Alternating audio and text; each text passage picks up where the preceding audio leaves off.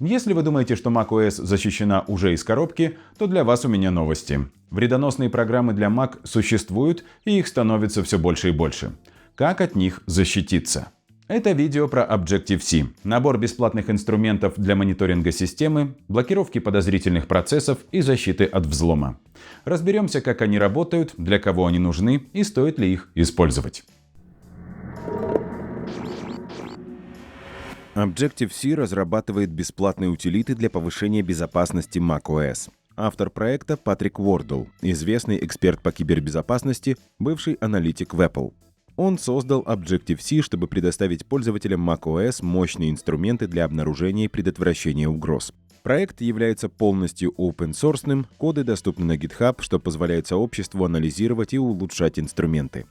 Objective-C предлагает целый ряд утилит для мониторинга процессов, обнаружения вредоносного ПО и анализа активности системы.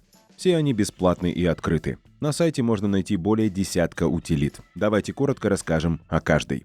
Lulu – брандмауэр для macOS, который блокирует нежелательные сетевые соединения. Do Not Disturb предупреждает, если кто-то физически получает доступ к твоему Mac, например, во время атаки через USB. Knock анализирует приложения и процессы, загружаемые при старте системы. Task Explorer – инструмент для мониторинга процессов и их сетевой активности. Raykey обнаруживает кейлогеры и подозрительные драйверы клавиатуры. Netiquette анализирует сетевой трафик и выявляет потенциально нежелательные соединения, помогая пользователям контролировать утечки данных и нежелательные подключения. Block отслеживает попытки постоянного сохранения вредоносного ПО в системе. Ransomware – защита от программ-вымогателей, отслеживающая зашифрованные файлы. Oversight – контролирует доступ к веб-камере и микрофону. KextViewer – анализирует загруженные расширения ядра macOS. Есть еще инструмент для поиска вредоносных библиотек, подменяющих легитимные DLIP-файлы в macOS. Также есть утилита, которая позволяет проверять цифровые подписи файлов и выявлять подозрительные исполняемые файлы. Ну и набор утилит командной строки для продвинутого анализа процессов, сетевой активности и файловой системы. Теперь детально разберем 4 инструмента, которые могут повысить безопасность вашего Mac. Lulu, Knock, Do Not Disturb и Block. Lulu – бесплатный брандмауэр для macOS. Это удобный инструмент, который отслеживает все исходящие соединения на macOS и позволяет блокировать подозрительные или нежелательные подключения. На странице приложения находится очень подробная информация о нем и пошаговая инструкция по установке. Она проста, но требует дополнительных разрешений. Устанавливаем его с официального сайта. Запускаем. Далее нужно разрешить доступ к сетевым настройкам в системных предпочтениях macOS.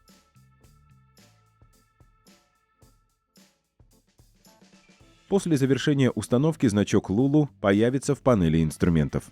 С этого момента утилита начинает отслеживать все исходящие соединения. Если приложение пытается подключиться к интернету, Lulu отображает уведомление с предложением разрешить или заблокировать соединение. Теперь к настройкам. Можно управлять разрешениями для установленных программ. Есть несколько режимов работы. Обычный режим – при каждом новом соединении Lulu спрашивает разрешение пользователя. Тихий режим – без лишних уведомлений. Здесь можно вручную добавить правила. Режим полной блокировки – спрятать иконку из панели и отключить интеграцию с базой данных VirusTotal. Также можно вручную добавить правила для любого приложения. Knock сканирует macOS на предмет программ и расширений, которые запускаются при старте системы. Это помогает находить вредоносное ПО. Скачиваем Knock и запускаем его. Тут понадобится выдать ему права доступа к файлам и процессам. Для этого идем в настройки, конфиденциальность и безопасность, доступ к диску. Если нет его здесь, добавим программу вручную, нажав на плюс внизу списка. Пока тут пусто, но данные появятся после первого сканирования. Настроек не так уж много, и они нам уже знакомы. Запускаем. Knock просканирует автозагрузочные процессы, выдаст список приложений и их репутацию на основе VirusTotal и встроенной базы данных. Вот, нашел у меня неизвестный плагин. Посмотрим, что там. Perplexity. Можно согласиться и оставить. Получилось очень урожайно по расширениям для браузера и фоновым задачам.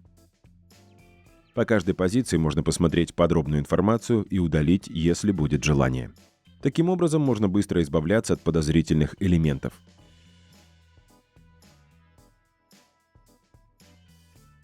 Давайте следующим посмотрим Do Not Disturb.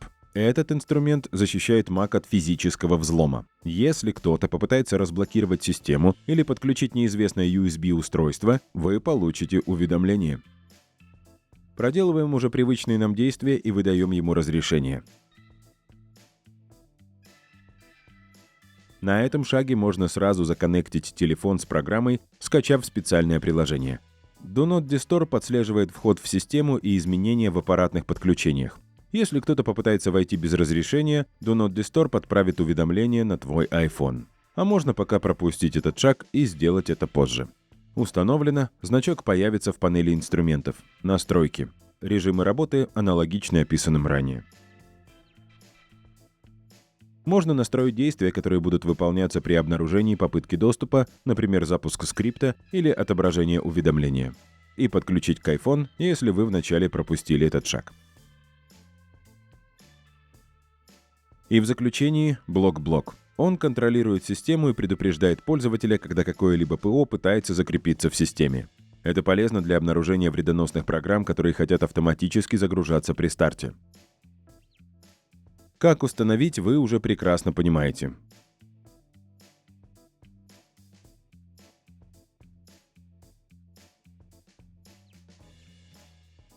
Предоставляем доступ, программа запущена и будет отображаться в панели инструментов. Когда блок-блок обнаруживает, что новая программа или процесс пытается добавить себя в автозагрузку, он немедленно уведомляет вас об этом. Вы получаете всплывающее уведомление с информацией о новом элементе. Настройки знакомы. А вот и первое предупреждение. Посмотрим. Это Лулу нам сообщает, что блок-блок хочет выйти в интернет. Спасибо, разрешим. При уведомлении блок-блок также можно разрешить или запретить новому элементу запускаться автоматически. Это позволяет контролировать, какие программы могут запускаться при старте системы и предотвращать запуск потенциально вредоносных программ.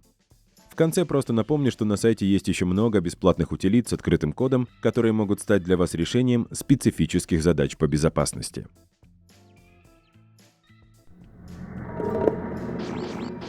Эти утилиты полезны для продвинутых пользователей и специалистов в области безопасности. Для обычных пользователей они могут показаться немного сложноватыми.